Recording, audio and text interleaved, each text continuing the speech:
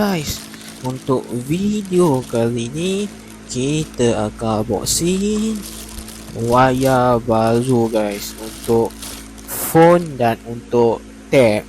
Okey, untuk video kali ni kita akan unboxing wayar untuk phone dengan tab saya sendiri. So saya beli kat TikTok, harga dia satu harga ni dah sekitar RM1.5, RM1.5 sahaja, hampir RM2 lah, lebih kurang macam tu. Dan kalau beli dua dapatlah harga dia dah RM7. Korang boleh ni lah, tambah sedih lah. Okay guys, untuk yang ni memang cantik. Saya pilih warna hitam sebab saya lebih suka warna hitam berbanding warna-warna lain. Dia 4 dalam 1. Untuk Type-C boleh, dan untuk iOS pun boleh, untuk iPhone.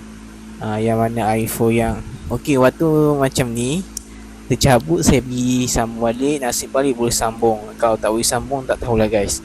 Tadi tercabut, nasib balik boleh sambung guys. Okey, sambung untuk cerita dia boleh sambung kawan. iOS boleh, untuk Type-C boleh, untuk C to C pun boleh. So video ni tak panjang sangat, so saya tak guna nak cakap panjang sangat. So jangan lupa tekan like, comment, share dan subscribe channel ni guys, supaya kita banyak lagi buat konten video-video macam ni. Bye bye.